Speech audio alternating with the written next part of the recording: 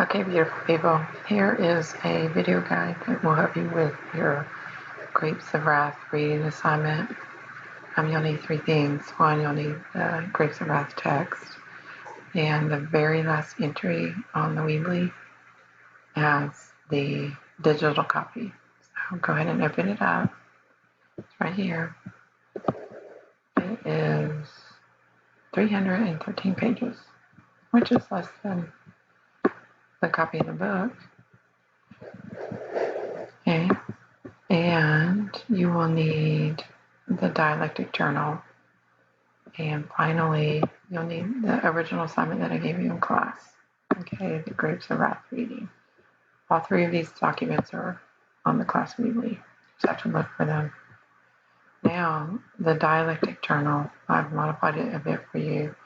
On the original assignment, it had just the journal, and the questions were on a separate page. The questions that you're trying to answer as you read, well, I've combined them. So you have the questions here, and then you'll have to try and find text that answers that question.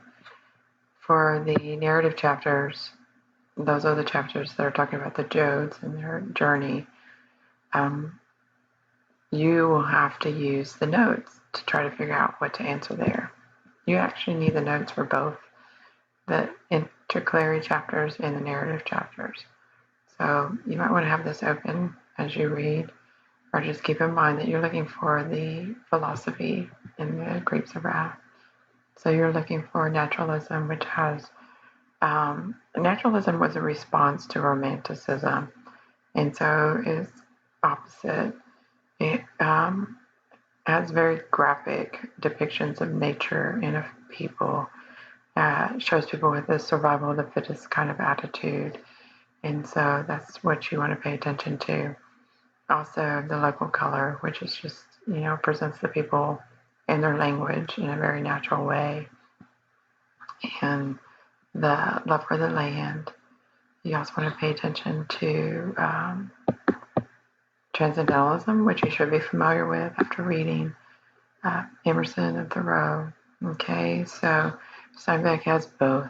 It's right there where we're ending romanticism and crossing into realism and naturalism.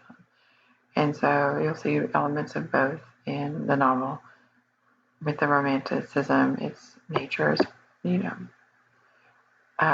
brings us closer to God, and we learn about God through nature. Okay, and it's also about trying to learn about ourselves, and you'll see bits of that as you're reading Grapes of Wrath. Okay, also you need to look for the symbols, and here are some of the symbols and the biblical allusions. Okay, so just keep the philosophy in mind as you're reading and trying to find text that addresses these elements. Okay, so for chapter 1, the question on the dialectic journal is we're looking at the Dust Bowl and how Steinbeck depicts the Dust Bowl in order to get an emotional response from the reader. And so just read chapter 1. It's 2 pages long. Okay, and as I was reading it, I came across this one section. Oops, I'm already in chapter 2. Came across this one section where the men are looking at the dust, and the women are looking at the men, and the children are looking at the men and the women, and they're all trying to decide if everything's going to be okay. And so that would be the section that I would get that talks about the struggle and the Dust Bowl. So right here, it says the people came out of their houses and smelled the hot, stinging air and covered their noses from it, and the children came out of the houses, but they didn't run or shout as they would have done after a rain. Okay, men stood by their fences and looked at the ruined corn, drying fast now, only a little green showing through the film of dust. The men were silent, and they did not move, and the women came out of the houses to stand beside their men to feel whether this time the men would break. Okay, I think that's an important part. And so I hate to copy all this, but we have to have the part about the men breaking. Okay. And then we go down here, and it is talking about the men and how they react, and they're angry and resistant and hard against this situation. And so that reassures the women. They understand that everything will be okay because it will not break the men. The men will somehow survive. And if the men survive, they'll survive. And so that's an important chapter or an important section. So I will copy that.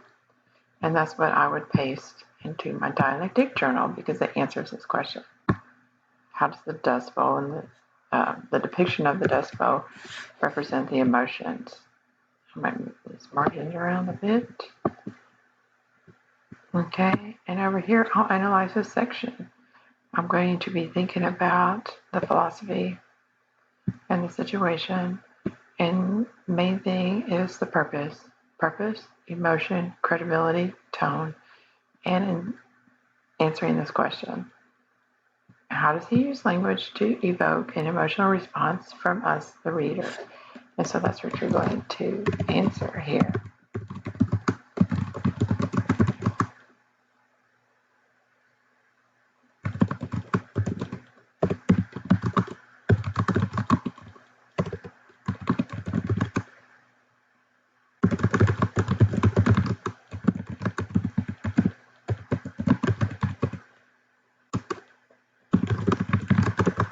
Okay. This should be several sentences long, a small paragraph, because you need to consider so many different elements, okay, and try to figure out what is Steinbeck trying to get us to do, to think, to feel, and why. I mean, why does he care about this? And what's the philosophy he's trying to present in this situation? Okay. Now for chapter 2, you're open to answer whatever you want. It's where you will meet one of the members of the family, I believe. And so you're looking at the narrative structures. Yes, you'll meet Tom as he hitches a ride with the truck driver. So there's actually 2 people in this section. And you'll find a part you think is important and copy and paste it and then analyze it. One thing I forgot to tell you is you need to make sure that you put the page numbers in your dialectic journal. So this was on page 1 of the digital copy. So I'll put that right there as well. And I think that's it. Good luck.